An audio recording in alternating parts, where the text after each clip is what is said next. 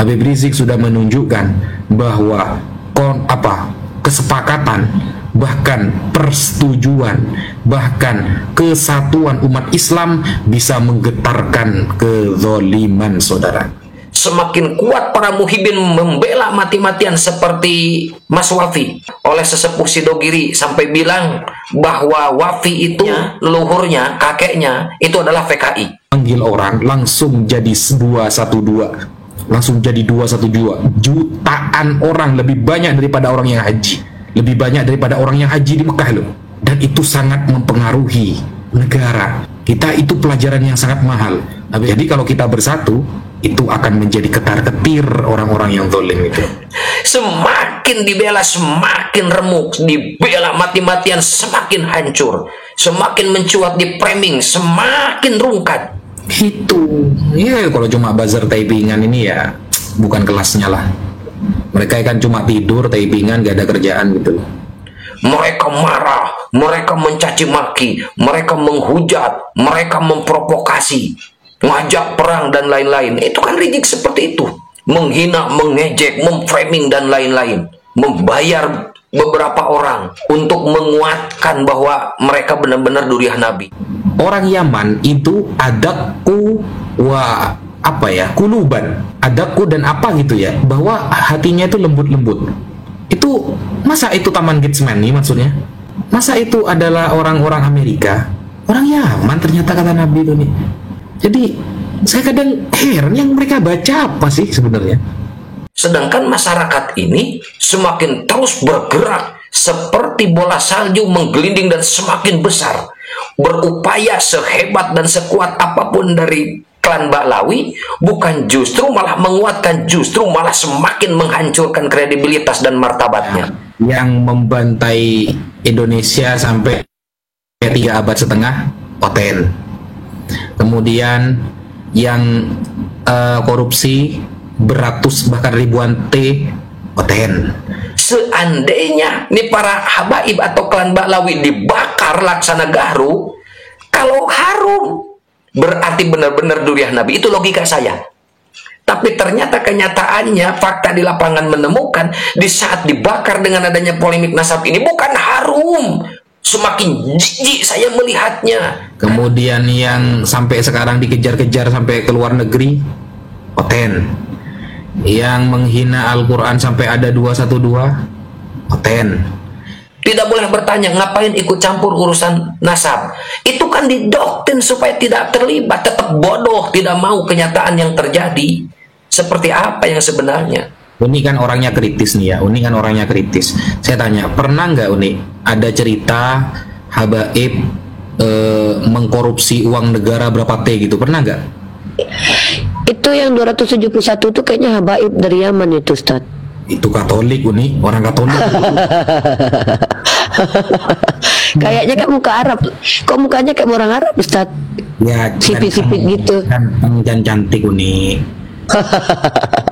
Nah, itu Ustaz. Ya, yang ini juga habaib itu, Ustaz, kayaknya, Ustaz. Lebih baik salah mencintai daripada salah membenci. Itu bukan mencerdaskan umat, itu membodohkan umat. Percuma antum mengatakan Bibal Smith tuh sombong begini begitu, sementara antum sendiri juga menghina orang lain. Jadi terkadang para pembenci ini sama seperti monyet, ya, sama seperti monyet gitu. Walaupun dikasih dikasih spaghetti gitu, dia tetap akan memilih pisang. Wah, nggak tepat analogi saya, seperti lalat lah gitu ya. Mengaku datang ke Indonesia untuk mencetak ulama dan kiai, kata Taufik Assegaf. Bohong, udah ratusan tahun Indonesia ini sudah Islam. Wali Songo sudah ratusan tahun, sedangkan habaib datang abad 18 akhir.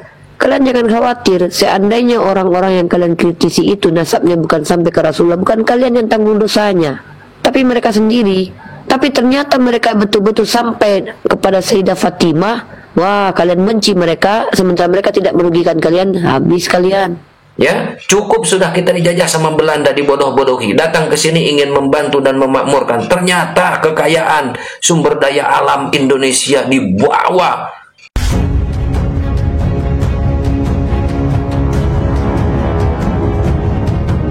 Assalamualaikum warahmatullahi wabarakatuh. Allahumma salli wa sallim wa barik wa karim wa azim ala ruhi sayyidina Muhammadin fil arwah wa ala jasadi fil asad wa ala kubri fil kubur.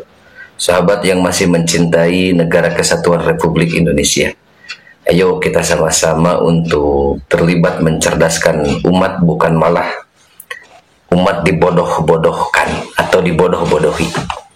Alhamdulillah saya bertaubat dari muhibin setelah belasan tahun menjadi muhibin, dan sekarang saya sadar dan bertobat, dan saya akan berbicara beberapa hal. Semoga ini menjadi inspirasi bagi sahabat semuanya, termasuk bagi para muhibin yang masih mencintai dan membela mati-matian para imigran Yaman atau yang disebut dengan Ba'alawi atau dengan habaib yang ada di Indonesia. Sahabat, kita sudah mafhum semuanya, bahkan ini berlangsung sudah ratusan, 100 tahun lebih lah, 145 tahun lebih. Cuma mulai boomingnya tentang habaib itu semenjak kemunculannya Front Pembela Islam, ya, yang dibawa oleh Rizik Syihab. Kenapa saya sebut Rizik Syihab, nggak pakai Habib Rizik Syihab atau doktor atau profesor? Karena kan ini ajaran beliau sendiri. Beliau di saat Al-Kaburi ke Arab, ke Mekah selama 3 tahun kurang lebih, kan dia bikin statement seperti ini, sebarkan ya, apabila ada dari kaum, ya maksudnya pribumi, tokoh-tokoh nasionalis yang punya gelar jangan dipakai gelarnya, profesor jangan dipakai profesornya, kiai haji jangan dipakai kiai hajinya, apapun titel jabatannya jangan disebutkan, langsung aja panggil nama. Bahkan diinstruksikan harus diadu domba antara mereka, nasionalis dan fundamentalis. Jadi saya nyebut Rizik Syihab, kenapa nggak pakai Habib atau dokter? Karena ini ajaran mereka, itu hakikatnya mereka, licik, ya. Itu yang saya temukan fakta di lapangan. Kenapa saya semakin mantap dan yakin bertaubat dan lebih memilih untuk bersama berjuang dengan Laskar Sabirillah dan PWI, ya, Perjuangan Wali Songo Indonesia, karena saya melihat faktor apa yang terjadi di lapangan. Saya terus terang belum pernah membaca tulisannya Kiai Imaduddin, ya, tentang tesis tersebut. Saya jujur gak pernah baca. Cuma saya tahu bahwa polemik nasab ini mencuat dan selalu masuk ke beranda. Akhirnya saya penasaran apa yang terjadi dengan polemik nasab ini. Ya, saya akhirnya cross check dan melek melihat kenyataan dan fakta. Kenapa pribumi sampai bergerak masif seperti itu? Ada apa gerangan? Ternyata saya menemukan, kan mereka di framing, dilabeli sebagai habaib itu duriah Nabi. Yang saya ketahui, duriah Nabi itu dinisbatkan kepada Rasulullah Shallallahu Alaihi Wasallam yang memiliki karakter sadidul haya wa tawadu. Itu begitu sahabat. Berarti tutur katanya harus lemah lembut. Ya, bagaimana tutur kata Rasulullah Shallallahu Alaihi Wasallam? Selalu menyejukkan, memberikan hikmah, memberikan pelajaran yang baik dan positif. Dan ternyata saya mengecek di lapangan apa yang terjadi di saat polemik nasab ini mencuat. Kata-kata yang keluar dari mereka yang mengaku sebagai duriah Nabi, apa yang terjadi? Habib Syekh Begab bilangnya curut, ya, krocok-krocok. Itu kepada pribumiku seperti itu. Ya, yang selanjutnya itu Bahar Semit. Ada yang bilang di media sosial Bahar Demit. Nah. Apa yang dia bilang waktu di Madura? Menganjing-anjingkan kiai, membabi-babikan kiai. Kok seperti itu duriah Nabi mulutnya? Jauh sekali dari karakter Rasulullah Shallallahu Alaihi Wasallam. Lihat fakta, ya, yang ada dan beredar di sosial media. Apa yang keluar dari mulutnya Rizik Syihab sebelum ini polemik nasab ini mencuat? Menghina Gus Dur, ya, membutakan matanya, buta hatinya, sampai seperti itunya. Apakah itu betul sebagai duriah Nabi? Coba ini pakai akal waras. Karena jangan sampai kita mengikuti dan mencari suri tauladan yang jauh dari Rasulullah SAW, akhlak dan tabiat karakternya. Terus Rizik Syihab bilang bahwa presiden adalah Dajjal, istananya istana iblis, menteri agamanya Dajjal. Kok seperti itu durian Nabi? Astagfirullahaladzim. Jauh dari karakter dan tabiat watak Rasulullah SAW sebagai akhlakul karimah, suri tauladan yang balik, ya, yang sangat baik. Sedangkan Rasulullah itu kan, laqad ja'akum rasulun min anfusikum azizun 'alaihi ma anittum harisun 'alaikum bil mu'minina raufur rahim. Jauh, nggak ada belas kasihan dari mereka. Kasih sayangnya nggak ada yang nampak. Di saat mereka disulut oleh polemik nasab seperti ini, seolah-olah mereka anti kritik. Seolah-olah mereka ini memposisikan seperti Nabi yang nggak boleh dikritik, sedangkan Nabi nggak seperti itu. Ayo, lihat yang di Jawa itu di Solo, siapa novelnya, novel, ya, yang mengkritik Habib kan disamakan dengan iblis. Astagfirullahaladzim.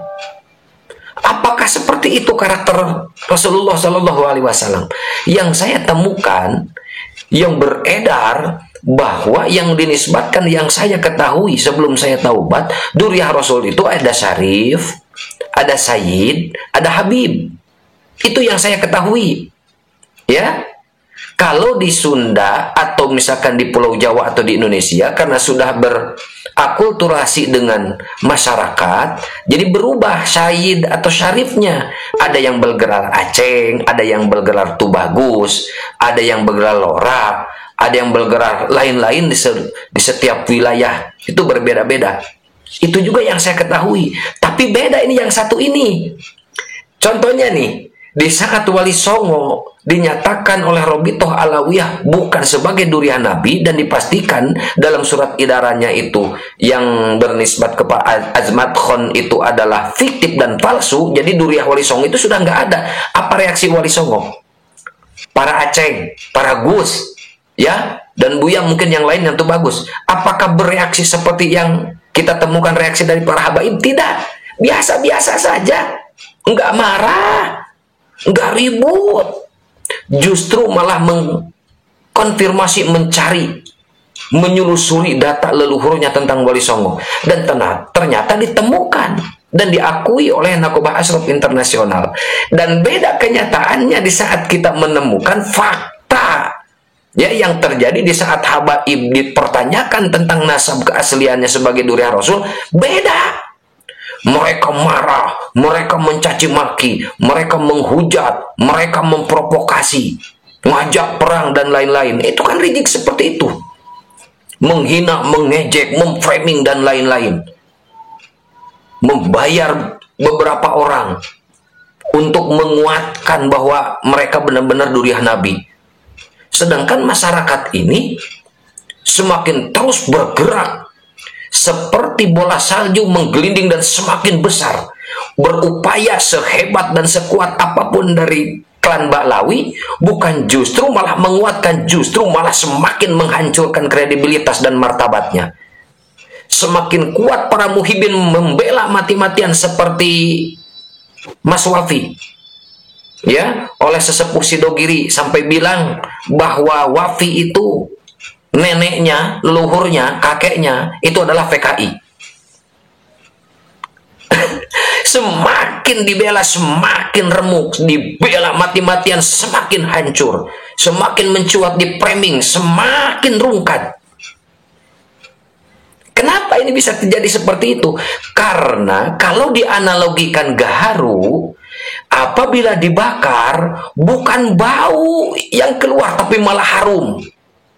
Seandainya nih para habaib atau klan Ba'lawi dibakar laksana gaharu, kalau harum berarti benar-benar duriah Nabi. Itu logika saya. Tapi ternyata kenyataannya, fakta di lapangan menemukan di saat dibakar dengan adanya polemik nasab ini bukan harum. Semakin jijik saya melihatnya, karena melihat yang selama ini dipelajari tentang akhlakul kalimah Rasulullah, tabiat, watak, kebiasaan dan lain-lain sangat luar biasa mulia, sangat agung. Tapi kenapa yang menisbatkan ini sebagai durian Nabi? Jauh. Kata-kata kotor, kata-kata yang kasar, menjijikkan yang keluar. Memprovokasi, ngajak perang, menuduh, memfitnah, memframing dan lain-lain. Bukan gaharu. Kalau sebenarnya asli gaharu dibakar itu harus harum, bukan bau.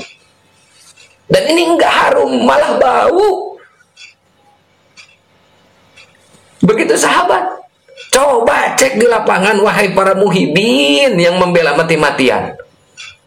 Kalian dikasih akal perangkat yang sangat luar biasa sama Allah. Memang ada beberapa tingkatan akal.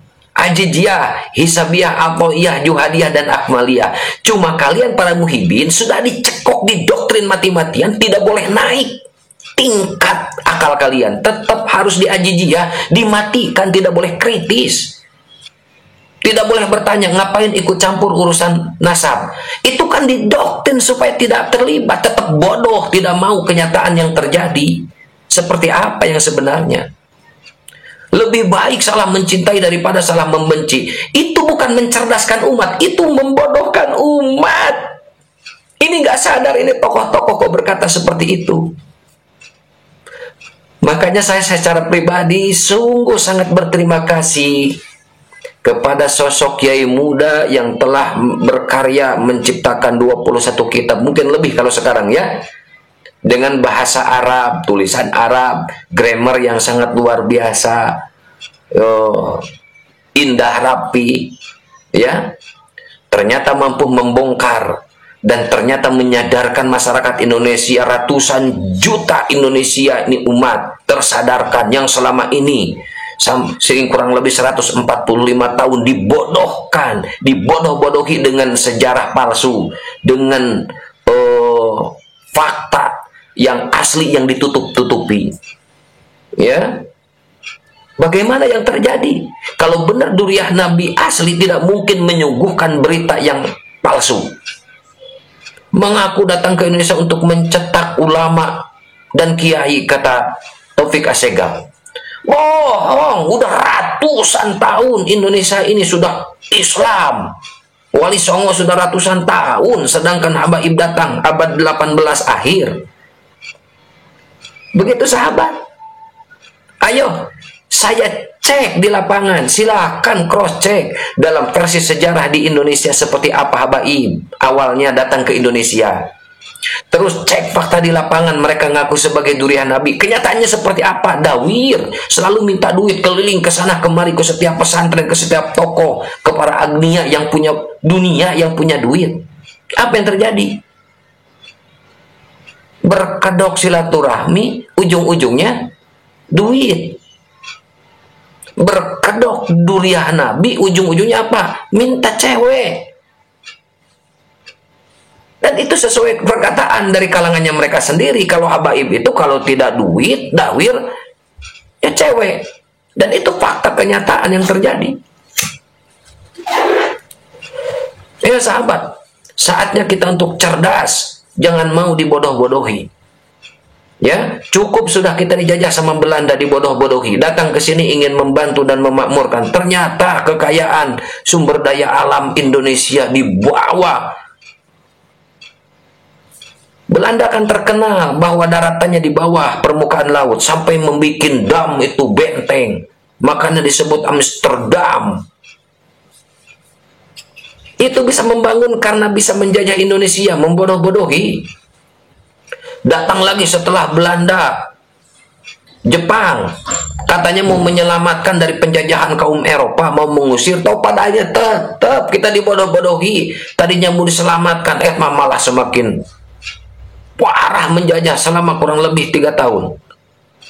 Ini sisa-sisa antek Belanda yang dibawa oleh Belanda. Di situ Awarungkot yang tadinya jaya, datang Jepang jadi tidak punya kekuasaan. Bubar semuanya termasuk Belanda, dipulang-pulangkan.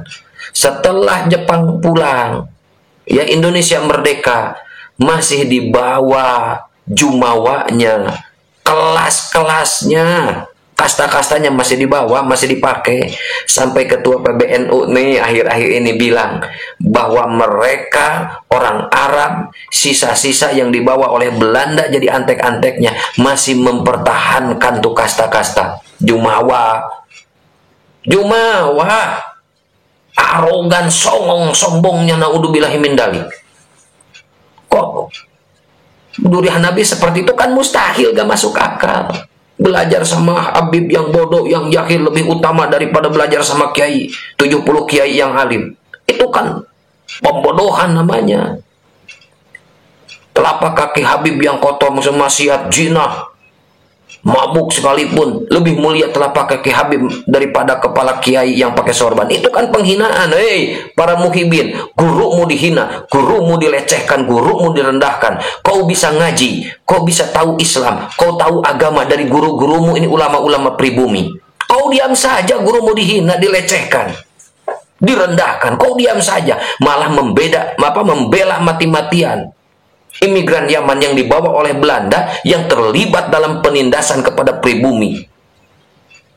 Lihat fakta sejarah, kitabnya ada dan sudah beredar, Utsman bin Yahya, halaman 21-24. Silakan baca, buka. Betapa sadisnya fatwa Utsman bin Yahya. Kaum Toriko dan Sufi itu sesat, para pejuang yang memberontak ke Belanda itu bukan jihad. Itu bagaimana? Masa durian Nabi seperti itu malah merugikan umat Islam? Yang notabene kalau benar sebagai durian Nabi, masa merugikan umatnya, datuknya sendiri? Mustahil. Ini akal bisa menerima kejadian dan fakta seperti itu. Ini menunjukkan hakikatnya sebenarnya mereka bukan durian Nabi. Atas dasar itu saya bisa tobat, alhamdulillah. Seperti itu. Berapa ribu pesantren saat sekarang yang terbebas dari dawir, yang tadinya setiap hari, setiap minggu datang berbondong-bondong minta duit.